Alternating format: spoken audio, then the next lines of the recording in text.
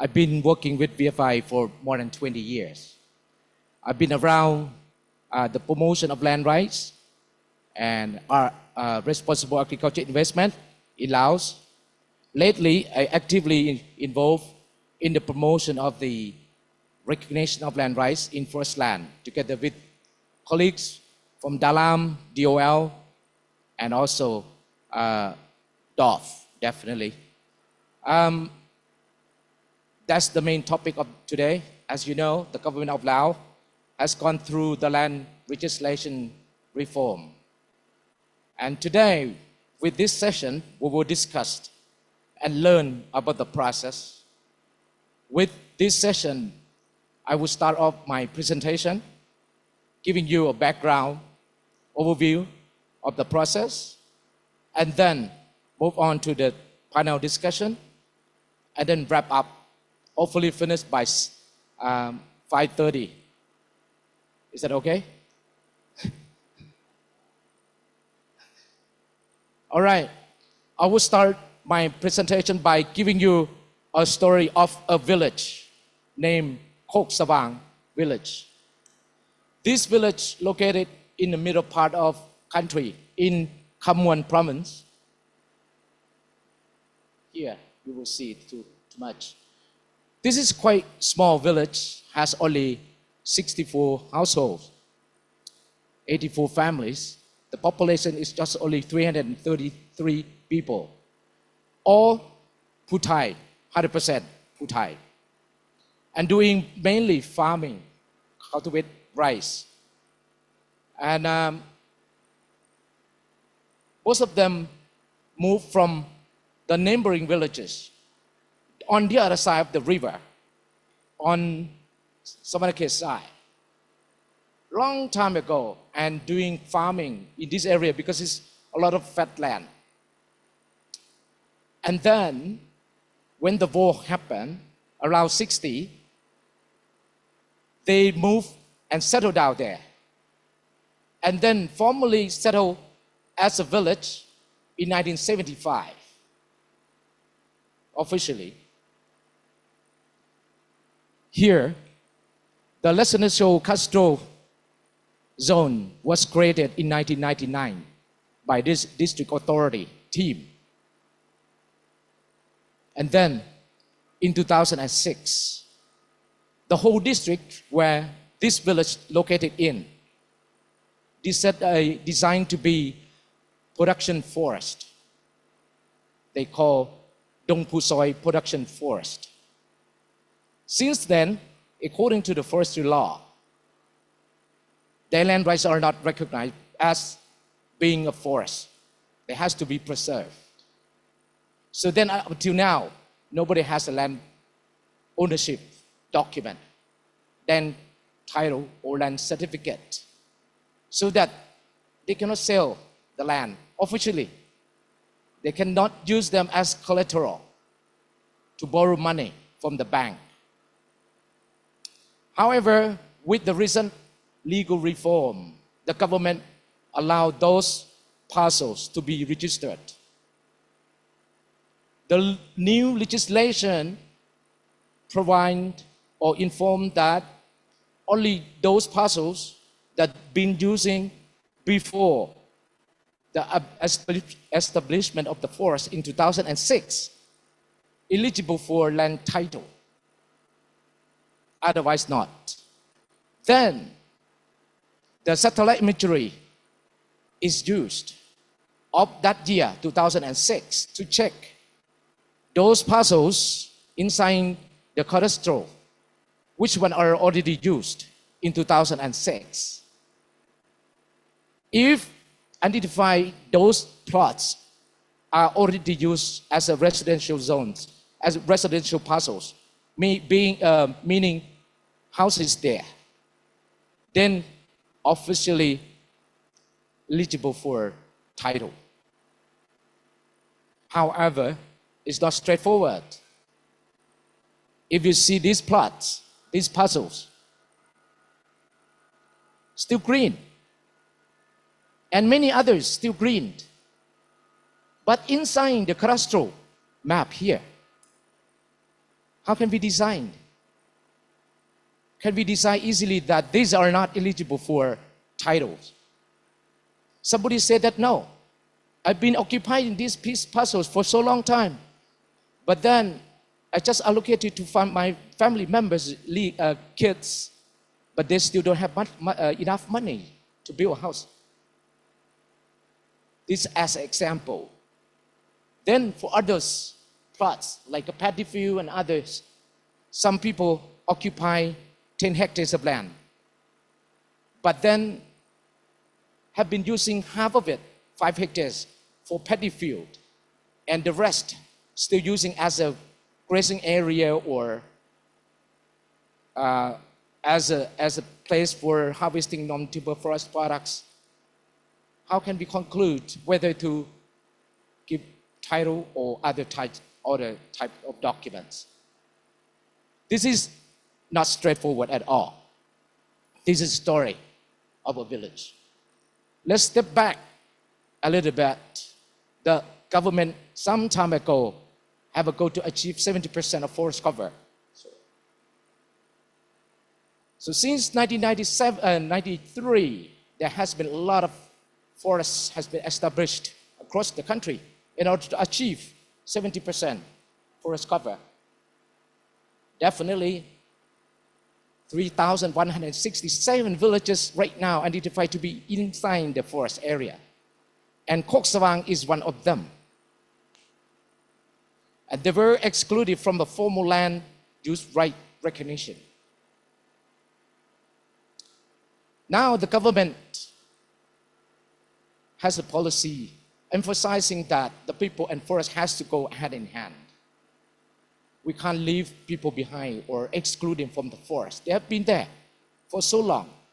So then we have to recognize the land use right and enhance the living conditions of the people. So the government right now aim to survey and register. Sorry. What happened? Sorry. Back. To register at least 680 plots inside 3,167 villages across the country within the next 5 years. This is the overarching goal.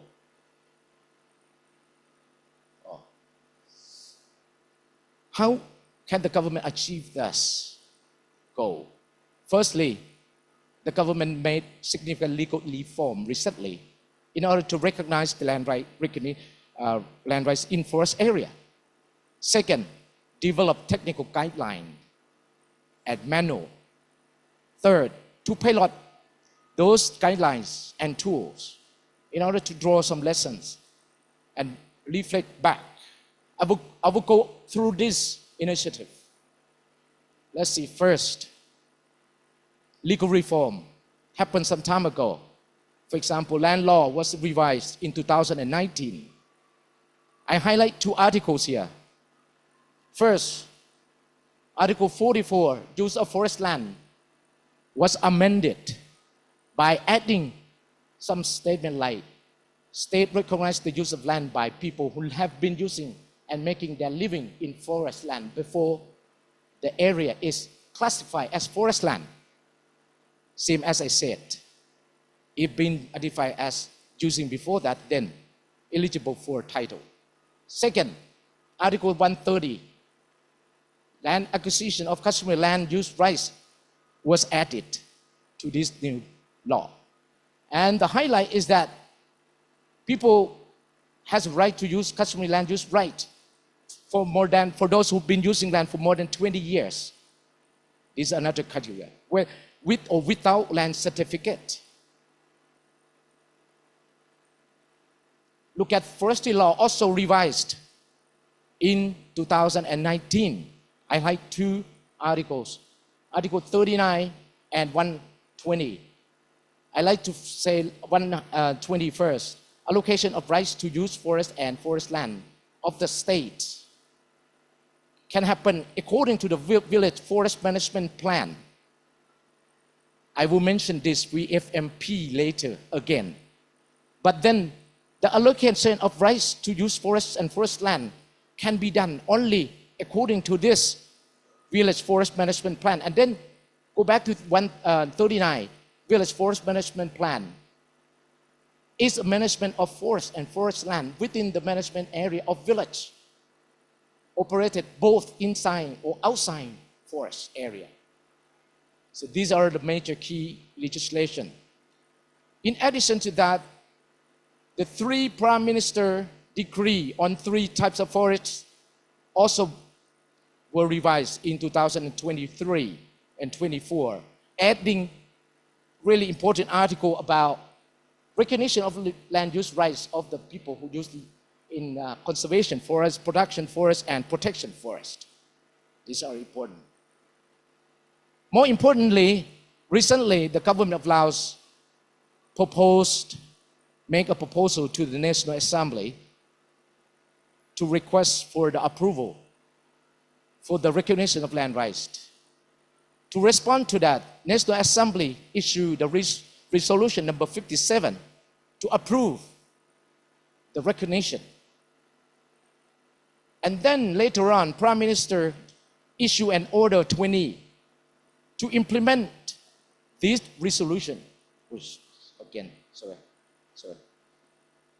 and then to assign 2 ministries, Ministry of Agriculture and Forestry and Ministry of Natural Resources and Environment, to work together to operate these things.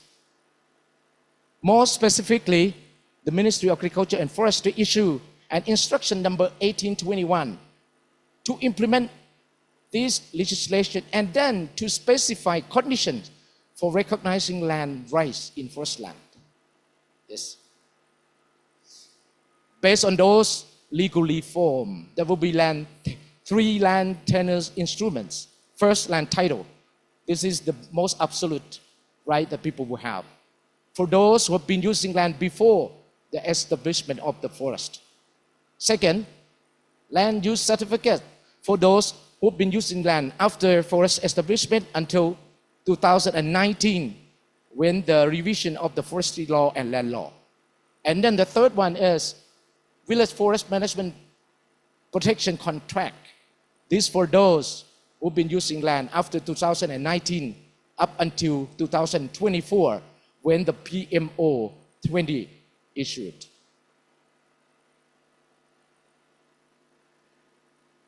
Second initiative to develop technical guidelines. Alongside with the land legislation reform, the government also developed different guidelines, especially the most important one is the procedural guideline on the recognition of land use right, to make sure that all standards apply across the country.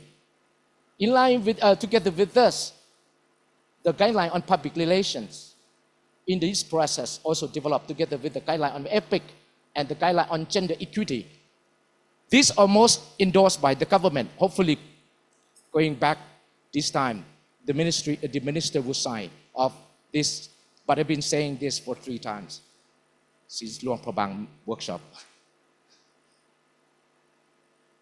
So I give you an example of their structure. This is a diagram showing the process of the procedure for recognizing land right. Starting from the EPIC, right up there, and then village meeting, inception meeting, and then do some assessment. If some of those villages already done land use planning, don't do it again. Go straight to the recognition of land rights by doing land registration here. If some villages hasn't done that yet, they have to do land use planning again. Through this process, I won't go to detail. This is another version of the diagram, but more detail. There are 9 steps, 9 stages, and then different steps in each of these stages. The last initiative, which is the conduct a pilot, to make sure that we understand those guidelines and tools are properly applied. So we have 2 organizations doing the pilot. MROG did a pilot in Kham Muon, 3 districts, and then GSZ conduct 6 districts in Hua Phan and Sayaburi. For this thing, I will focus on Kham Muon only. The Sai Bo Thong, Ban Kok Savang village that already mentioned earlier in the first page. I won't go to detail again. How we do? We did EPIC first. These some of the pictures show some example with that act. To make sure that they understand the benefit that they may have, and then the pros and cons and the risk that may happen during the process of recognition. Data collection to understand how they use land. And then we can decide properly. And then doing land use zoning together with the village authority and conduct field survey of current land use zoning. And then create a village boundary map and create future land use map, including based on the current land use map. And then village forest, village agriculture management plan also create alongside with village forest management plan. And then put them into the same thing, the same manual, the same plan.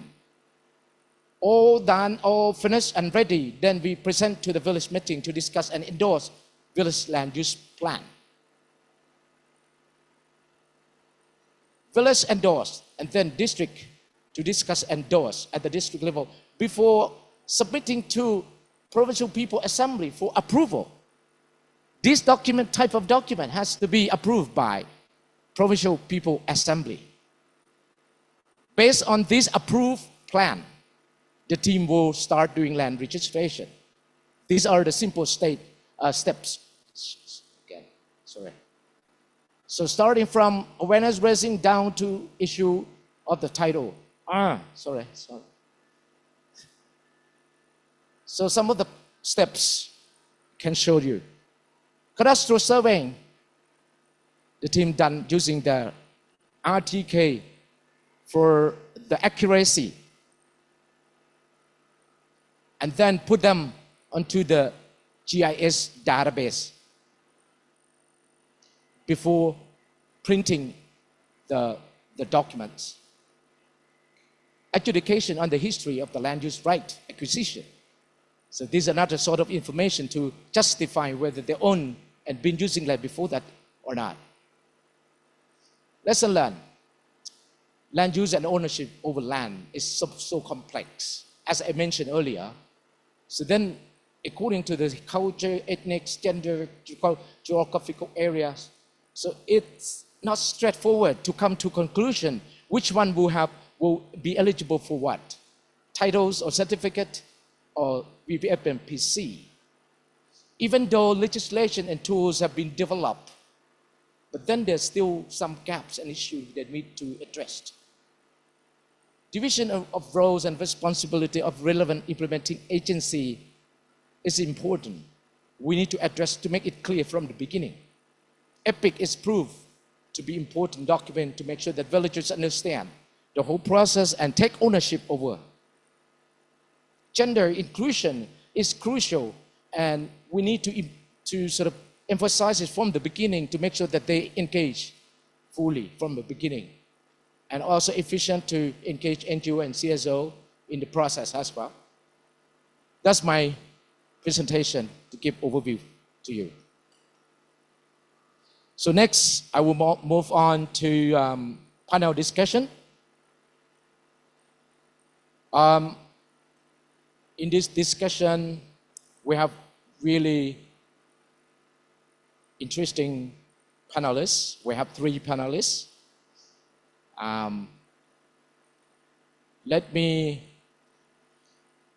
introduce the first panelist, Dr. Leevameng Leebouapao from the Department of Land, Ministry of Natural Resources and Environment. Please, Dr. Leevameng on the stage.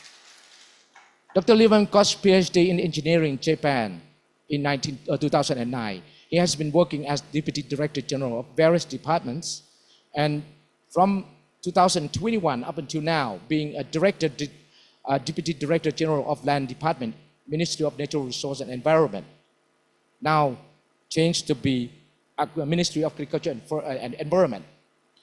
He has been actively working to promote the recognition of land use right in first land in Laos. Second panelist is Mr. Chaipheth from RECOFTC. Please welcome you on the stage. Chaipheth is a co-country director of RECOFTC Laos. He oversees the implementation of the country program and projects, provides technical leadership, and manages cross-sectoral functional teams. Recently, he actively working together with government agency on village forest management plan and contract. Third, I'd like to introduce Mr. Markus Kukkonen from World Bank. Please welcome you on board. Markus is Director of Land Titling Project of World Bank in Laos. Markus' technical background is in GIS and remote sensing, while thematically he has focused on tenure security, land registration, forest tenure, and land use management. So the discussion will be facilitated by Ms. Vanida Khouangvichit from Land Issue Working Group. Ms. Vanida, please welcome you on the stage. Vanida is a head of Secretariat at the Land Issue Working Group, a network of over 40 CSOs and NGOs in Laos, dedicated to promoting community land rights with over a decade of experience in land governance and development work. Thank you, everybody, for joining the panel today.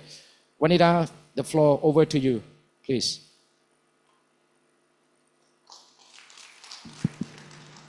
Thank you very much, Hongthong, for setting the scene very nicely. I think we have the very the basic understanding of the context of Laos and where we are in terms of the policy reform, and also the lesson learned from the pilots in the different villages, focusing pretty much on the Khouangvichit village.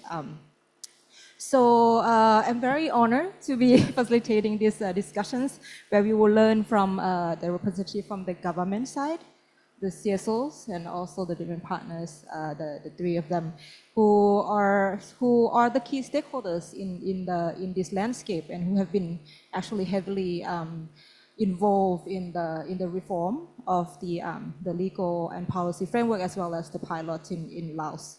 So without further ado, I would like to start with the questions. The questions will be structured in three parts actually. The first one will be on policy and legal reform, and the second will be on the lesson learned from the pilots, and the last one will be on your ambitions, the government's ambitions to achieve the targets by 2030.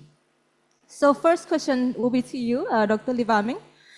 Based on the presentations, how do you see the recent reform will shape the way customary tenure is recognized and protected within the forest areas? Especially, how does this capture, as Mr. Hongthong said, the complexity of land use and land ownership in the forest areas? Over to you. Thank you. I think all of you already listened to the presentation by Mr. Hongthong already, so I don't want to talk about the historical, about how the process come up here. But my small answer to your question is that first of all, we have the land law 2019 and Forest Law 2019. That is the start point for us to recognize the land rights of the people who live inside the forest area. As I already explained at another session before coming here, since 1998, our President Kaison Phommachanh and the government at that time recognize that Laos is landlocked country. We have maintenance of the natural resources, that especially the water, to become the green energy to develop the dam. So that's why the slogan from our President Kaison Phommachanh is that no water, no dam development. So we have to preserve the forest to ensure that we have adequate water to supply for dam development. So at that time, by the support from the CEDA project, the whole country had demarcated 70% of the forest land. But at that time, the government did not focus that in conservation, protection, or production forest. have how many village there, how many people live there, but just would like to demarcate the forest 70%, about 16 million hectare at the time. That not mean the government did not recognize people inside the forest land, but the government would like to preserve 70%. This is the background. So in 2019, when revise the land law, so the government highlight in the Article 44 that the people who live before announced as the forest land, for example, conservation, national conservation forest, announced in 1993, who live before will get the land certificate. But that is not logic because the people need the land title.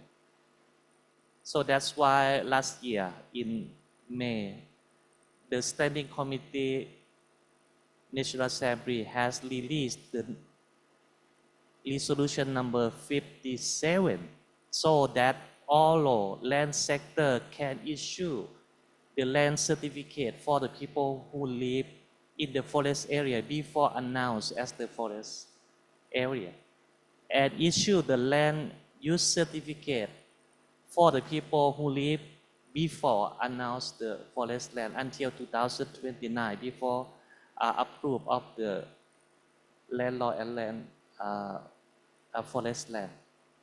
So what I would like to emphasize that now it is very clear for both Department of Forest, Department of Land that merging with Department of Agriculture Land that we merge become Department of Land Administration and Management, or so-called DLAM. DOL plus DOLAM become DLAM now. So we focus to implement more than 3,000 villages through the country with at least 600,000 plots of the land that we have to categorize which plot can issue the land title, which plot can issue the land use certificate. And luckily, as Mr. Hongthong present to you that we have all legal documents, we have all guidelines that hopefully this month Minister will sign, because now we have Mr. Buntheng, the legal division under cabinet just certified and submit to Mr. Lin Kam last week already. Hopefully this month we will get good news. But our challenge is that the financial support, because we have technical support from World Bank already. Outside the forest, we have the enhancing land systematic project, which starts in 2022 already, and will complete next year. So technically, we do not have the problem. Just we open the green area, that this area inside which forest area can issue the land legislation. We use the same technique outside it. But one thing is the financial, that we need the support from different partner, and also we are preparing to report to National Assembly to use the national budget. That is the status that I would like to share with you. Thank you. Thank you very much, Dr. Leevameng. I think that's a very important point that you raised, the historic background of Laos, that the recognition of tenure has been ongoing from a long time ago. But now that we have a clearer legal reform with introductions of the laws and the National Assembly resolutions and other policy instruments, and I think the merging of the departments is also will help in streamlining the process a little bit. And also I think it's quite to be ensured that the technical system is in place, and now we're waiting for the financial support from projects.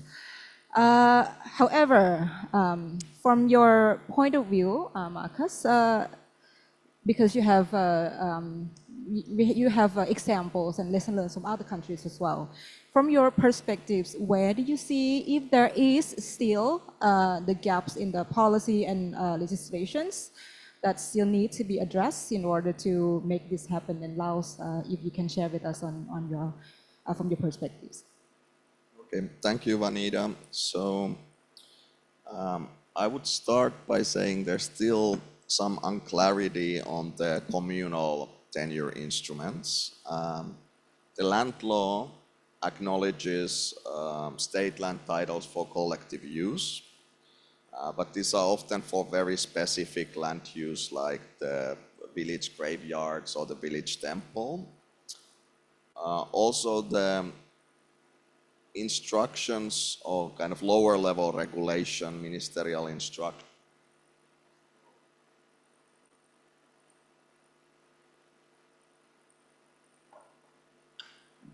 So yeah, the lower level instructions are still a little bit unclear when it comes to these state land titles for collective use. And for this reason, the district teams who are responsible for the process are a little bit hesitant to grant them on the ground. So one aspect would be to clarify still the communal tenure instruments that could be used inside the forest lands. The second aspect that I would like to highlight, and especially for the government and Dr. Leevameng, is for the government to keep their mind open about these regulations. So this is first time this is done in Laos. The regulations are new. They have not yet been extensively piloted in the field. So there are aspects that we don't fully know yet that do they work fully in the field. There might be some bottlenecks or challenges that need to be addressed. And it would be important that the government would be willing to amend the regulations after a couple of years of testing and piloting to see what works and what doesn't. And especially now that the two ministries, the forestry side and the land side, have merged to Ministry of Agriculture and Environment, it's relatively simple to amend some of these regulations that are ministerial level because they are all within the same ministry. So that's my second thought especially for Dr. Leevameng to consider. Thank you. Thank you, Markus. I think you've touched upon the different instruments for recognizing the tenure rights of communities, including the communal land instruments. And also there are also other tenure recognitions instruments that are introduced through this reform, like the land titling, land use certificates. So I would like to also ask from Chaipheth, from your perspectives, there are these instruments that are introduced in this reform, especially the Village Forest Management Plan and Village Forest Management and Protection Contract. I think that is also touching upon the aspects of communal land use that Markus just mentioned as well. How do you see these instruments? Instruments are important to protect tenure security of the communities in this context. Yeah, thank you, Vanida, for the question. Yeah, as you already see the presentation from Hongthong that describing the VFMP or Village Forest Management Planning, it's also in the process that including in that 9 stages. So VFMP, it's a very formal management planning process that provide the basis for granting the rights to communities, especially the collective land use and then also the individuals land use. So it's crucial because there in that stage, it's really clearly defined where are the boundary of the village use or either protection or conservation.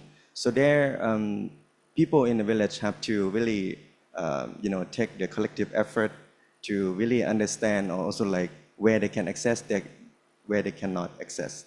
So that is really a foundation before granting the village forest management and protection contract. That's like VFMP is more like management instrument that will support granting the right, but also in later stage how the right will be managed and how they use the land in the future. So there also will help also for monitoring purposes. So for VFMPC, as newly introduced by the government, for now, as you have seen by Mr. Hongthong presented, the government provided only after 2019.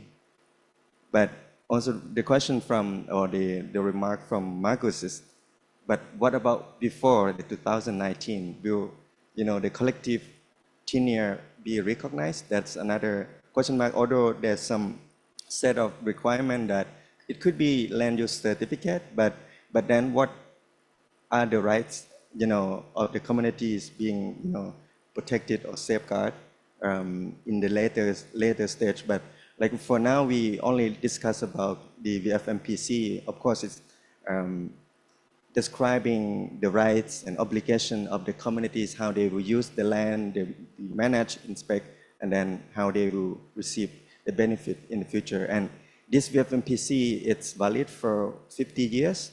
There could provide the somehow the security for village, also for future investment as well, for later stage, also like economic benefits.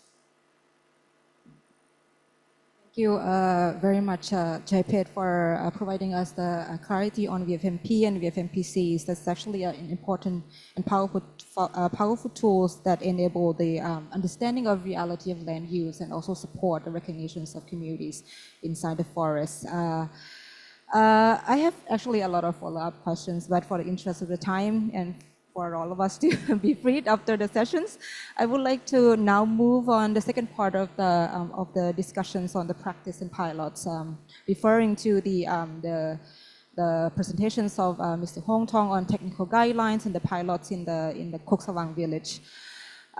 Again, start with you, Dr. Leevameng. What are the key lessons learned from the pilot initiatives, such as in Ban Khouangvichit, especially around land use planning, land registrations, and also overall the coordinations with different actors that are involved throughout the process? The lesson learned from the Khouangvichit village support by the MRG Phase 3, they have 2-3 points. Firstly, for the village land use planning, we have to use the RTK to measure the village boundary. Because if you use the GPS Garmin, the area very high, 5 to 6 meters. But if you use the RTK, it's very precious, about 1 to 3 millimeters. That is one lesson learned. Secondly, is that we are facing that we cannot find the satellite image to validate which plot used before 2006. So that's why next week on 23rd, we will conduct the focus group on land recognition involved by the One Bank, GSS, SDC, MIG, many different partners, especially the 3L project under Department of Forest. They will showcase 5 case study using the satellite image in 5 provinces that they implement the 3L project. So our Lao College Development, if you have time, please join with us. You can join. You can communicate, coordinate with me after this meeting, and hopefully you can join and to see what and how to solve this issue from the Khouangvichit, because if we cannot validate the satellite image, we cannot inform the people that use this plot before 2006 or before. It is what we are facing. But for the epic procedure, the involvement by the people, the women, no problem. We get really strong support from the Khouangvichit village. And I hope not only Khouangvichit, but all villages in Laos are the same. So let's learn only 2 points. First, the village land use planning, we have to use RTK. Secondly, you have to have methodology to ensure that you have satellite image to validate. Thank you. Thank you very much for being honest on the gaps in the implementations and also the technical issues that are still facing, and also providing the opportunity for discussing the solutions to, for example, the focal group on the tenure recognition. So I think that is a very important platform for us to, moving forward in order to address those technical issues. You also mentioned the Triple L project. So now I would like to turn to Markus. If there are any examples from other World Bank projects that we could learn from, if there are any solutions to this, and what else can you share from your experience from other projects? Thank you. So first by starting to say that World Bank in Laos, we're not implementing any land registration inside the forest lands. The World Bank is only funding the work outside forest lands.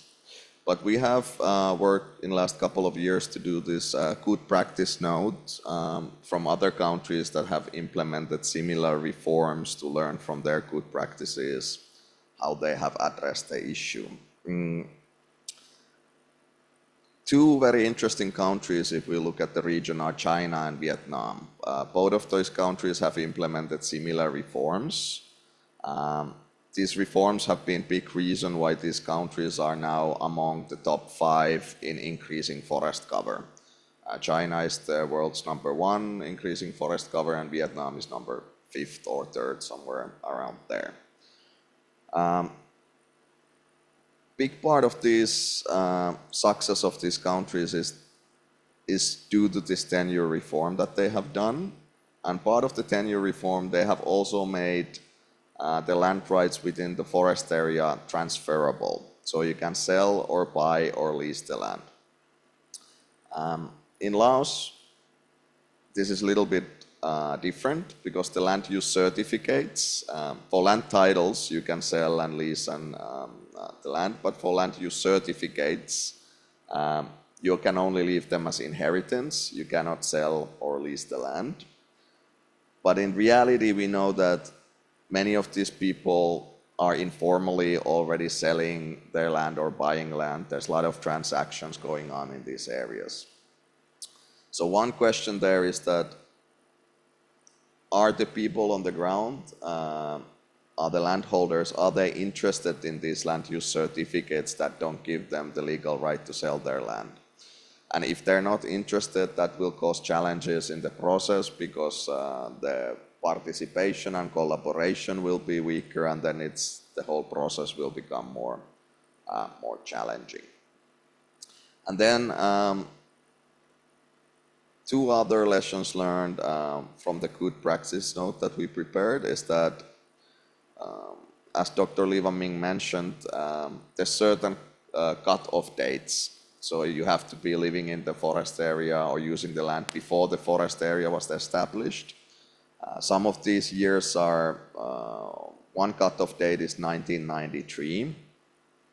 So we cannot really expect people to have hard evidence like land tax receipts or any electricity bills or whatnot from that time, because it's already, I can't even count, already 35 years ago. Secondly, also the satellite images from such period are not accurate enough to identify the individual land plots and if they were opened or not.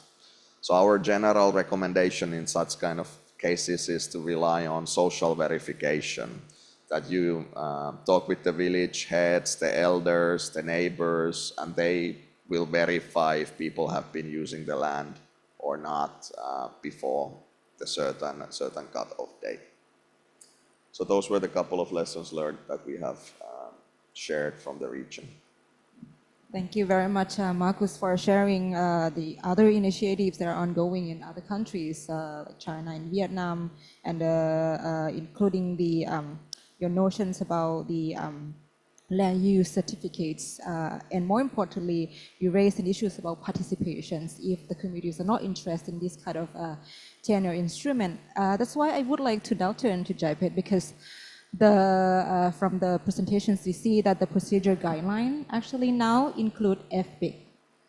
And we know that FPIC is one instrument to increase participation. So how do you see the implementation of the FPIC will address such challenges about community participations or community self-determinations within this context? Yeah, that's a great question. It just came out from the session on the forest, carbon. We also talk about FPIC. So the thing is that, so first, that's great that we already integrate, FPIC in all processes into our procedure guideline on recognition of land tenure in forest land. But most of the time, especially the implementer, it's like they just wanted to tick the boxes. So most of the time don't really pay attention like how meaningful of this tool. So although right now we just integrated into the procedure guideline, and then we just discuss most of the time at the national level some lesson learned from the pilot.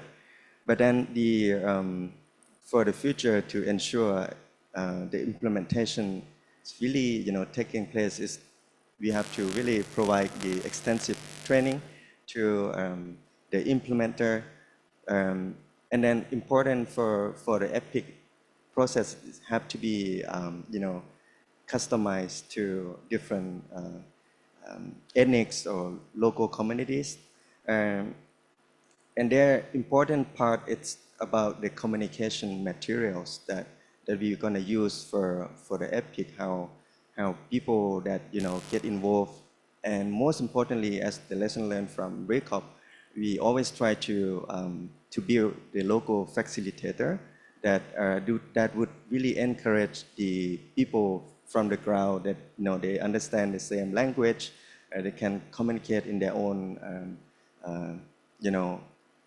language or the thing that they used to do. That would encourage the same also for women integration. If we have women facilitator, that already the good starting point to encourage the involvement of the local communities. And I think important is also to clarify in different steps that how villagers or local communities or ethnic groups or the indigenous people, that they really understand the benefit to have the tenure, land tenure, or the either title certificate or the contract. And then what Markus mentioned, with this new instrument, there will be a lot of people that might ineligible to either for title or certificate. The important part is also about the the grievance mechanism to take place and implement on the ground. Thank you very much. I see the sign there that we have almost used up our time. That's why please allow me to move to the last part of the panel discussions, which is about your ambitious targets that you would like to achieve in registering the over 680,000 plots within the next 5 years in over 3,000 villages. So please keep your answer short, 1 minute each. From your perspective, Dr. Leevameng, I'll just read for all of you. For Dr. Leevameng, do you have any strategies or concrete steps that is in place in order to make sure that these targets will be achieved in the next 5 years? And for Markus, if there should be any enabling conditions to make that happen, and for Chaipheth, as a CSOs, do you see how your roles are in achieving this target, especially how do you see the collaborations between CSOs, government, development partners, and more importantly, the communities look like in practice? So 1 minute each, no? Okay, I can say that we have confidence because one, we have strong support from all development partners Under land subsector working group, we just create the new focal group on land recognition. That is the strong support. Secondly, we also get support from the National Assembly governments and provincial government. The third one is that we have experience more than 20 years on land titling outside the forest land. We have RTK more than 300 RTK. We have the technical staff at the district and province that we merged already.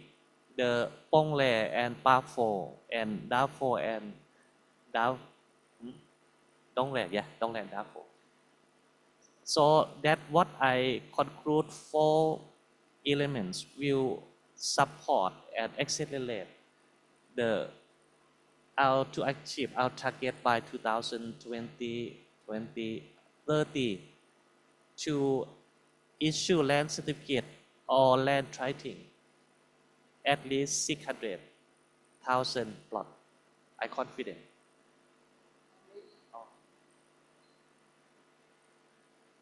Okay, on the enabling environment, I see 2 critical factors. First one is the scalability. How implementable these regulations are on the ground, how much resources, human resources, budget resources, how much time does it take per village to implement the process, and what are the bottlenecks? And then for the government to be willing to address and amend the regulations to address these bottlenecks. And the second factor is the alignment with environmental and social standards and safeguards. Are there a lot of disputes? How are these disputes handled? Are all people treated equally in the process? Is FPIC done properly? And how the communal land aspect is addressed. So if this scalability and then the environmental and social safeguards are addressed well, I think then there's a lot of potential for this reform to acquire significant funding from development partners and different trust funds to scale it up. Okay, in terms of contribution of INGO or CSO, I think the first one that we can contribute is already mentioned by Hongthong. That's about the capacity gaps. So as INGO or CSO there, we could support the government to really build capacity for local government and also local communities, because now people just, or heard about this new sub-legislation, but what is it in the real practice, and also the practical or the procedure guidelines it's been now about to endorse, but then what is it about the implementation? It's still very long way to go. And then the other one, of course, there are a lot of INGO, CSO that working in Laos. So there, when there's opportunity to implement on the ground, of course, they will help to accelerate and especially to fill the gap on the social and environmental safeguards, as Markus mentioned. For collaboration, I think we have seen some good practice, especially under this MRG, that everyone have to be at the same board and then understanding each other, responsibilities. That will make the process get faster. And then I think the trust, it's also play quite important for the process. So, and then the important as INGO or CSO, if there's, government welcome or there's space for collaboration or to implement project either on the ground, also the contribution to the policy, we are ready to jump in and support.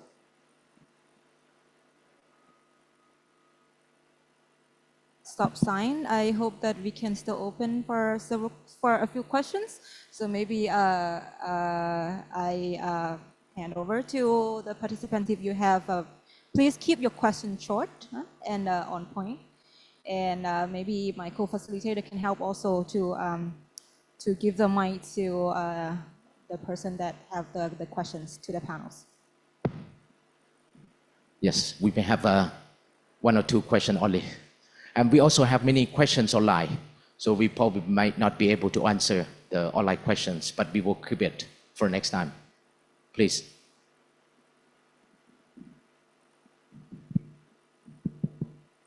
Hello. Thank you for the presentation of Mr. Hongthong and also the panelists. So, in fact, that I've been in Khouangvichit village, I learned a lot from the team. And recently also I have this discussion with Mr. Hongthong also.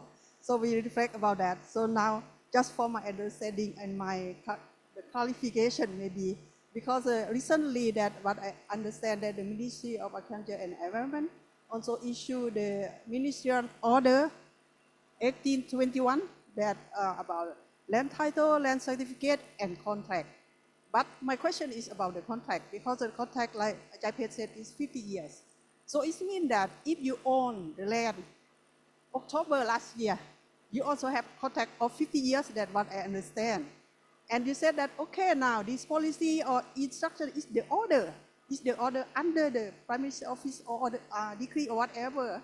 Then what I heard here is like that pilot is improved. But if you sign the contract with the farmer, you cannot say that improve or pilot. So that's something that I think that, okay, now, in Laos it's like the gap when we talk about this thing, because some land is not belong to the villagers, belong to somebody else. That also then we talk about stop deforestation and other things, but since 50 years I own also the big plot of land or mountain area, that one still there belong to someone else, I don't know. So then how about that? So that I would like to say that maybe I'm not the land expert, but maybe we should consider about this issue rather than, okay, now declare to all the district to do it, because the forest area is very far. How you monitor that one? So that's something that we need to consider. And also recently, I just been in another session about carbon credit. We talk about community carbon credit. Ask the people, so if you sign like that 50 years, people continue to do cassava or other plantation, how about the forest area? But now we like to promote community for the carbon credit. Or if you like to continue or pilot, maybe it would be one criteria or one condition that if you continue to do this with the contract, that you also move to the carbon credit or something, or grow the forest. Thank you.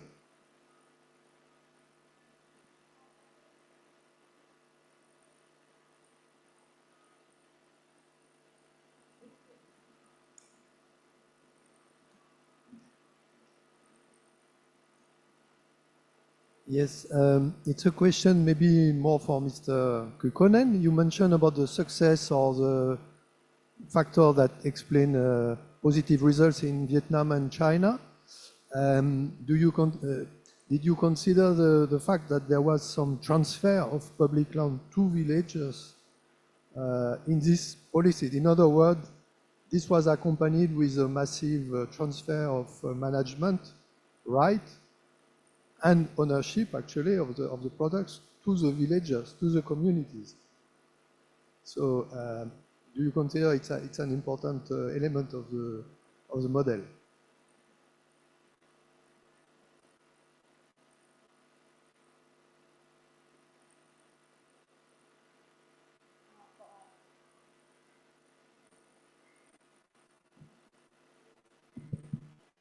Okay, I think like thanks for Hongthong for very nice clarification from the beginning.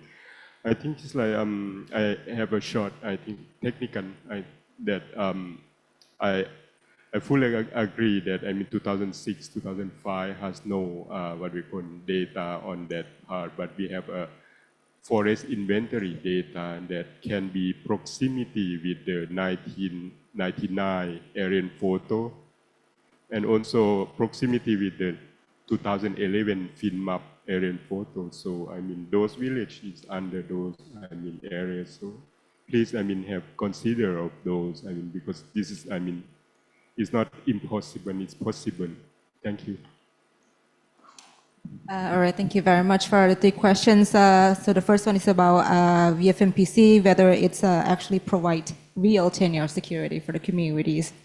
Maybe Dr. Leevameng or Markus, if you want to share on this. And then the next questions is on China and Vietnam, and then the questions about the transferable tenure to and that how that would impact the investment dynamic. We actually had that question, so we decided not to. And the last one is the forest inventory, how we can actually integrate or harmonize the data from that one. First of all, thank you, Mr. Khankeo's concern. I would like to emphasize that according to the Minister Instruction number 1821, clearly highlight that the condition, the person who will get the contract has to be the person who live in that village, not outside village come to use the land in the village. Secondly, before we consider which plot can make the contract, the village land use planning has to make the zoning and then submit to provincial assembly for consideration to approve. In this village land use planning, we clearly identify which area will preserve at the three types of the forest and where can all of the people, local people who live there can issue the land title, land use certificate, or make the contract. That is my small answer to Ms. Khankeo. Maybe Markus can supplement. I can add a little bit on the contract. Before granting the contract, following land use planning, the FMP processes, there when it comes to land legislation, there we have to inspect how did they get the land, whether they encroach or they just occupy or granted by the village communities. And then the second thing is either considered as agriculture or like cultivation plots. There's certain obligation for the contractor. Like 20% of forest cover have to be there. So if they don't use the land, not all people will use the land over 50 years, but then this obligation might also help to bring back the forest cover perspective. To answer first to the question about Vietnam and China, this is basically exactly the same what Laos is now trying to do, to hand over the management and ownership of these forest areas from the government to the local community and individuals. And obviously it's hard to say how much, to quantify how much that was a factor in the forest cover increase in China and Vietnam, but it's assumed to be a significant factor. But what I was saying is that the difference is that in China and Vietnam, not the communal rights, but the private rights are often transferable. So that allows you that when you're no longer using the land, you can lease it out or you can sell it. In Laos, legally, for land use certificates, that doesn't exist. So the question is that are people actually interested in these rights because they are already informally selling them, these lands, often, not always. Secondly, to Dr. Tatewa's question, of course, I'm a remote sensor by background. Remote sensing data, satellite imagery, aerial photos can be used to identify if the plot has been opened before certain years, especially when we come closer to current date. But I still wouldn't feel personally comfortable using that as the only data set, just to make sure that nobody is left behind, so that people whose land you cannot identify from the satellite images, that they would have other means to prove that they have been using that land for the required period of time. Anything? Okay. So I think that's going to be the wrap up of the panel discussions. Thank you very much. I think if it is going to be my conclusions for the panel discussions is that first we have the policy and legal reform that is quite promising. It's a very progressive. There are some technical issues that are under debate as well, but also we know that there is a platform. For example, the Land Subsector Working Group and the Focal Group on Tenure recognitions that is inclusive actually because it is actually involve the different partners, governments, CSOs and other actors in the scene and trying to address these together. And I hope that we will have the target that we will be able to achieve within the target year of 2030. So now I would like to turn back to my co-facilitator, Hongthong, for the closing session. Thank you very much. Thank you so much. Thank you very much. So we're coming to the end. I just want to spend the last 2 minutes for a person from a private sector to bring in perspective to reflect on the discussion. So I just would like to invite Ms. Suwanan Keo Thamawong, Head of Sustainability from the Mekong Timber Plantations, to give some perspective, please.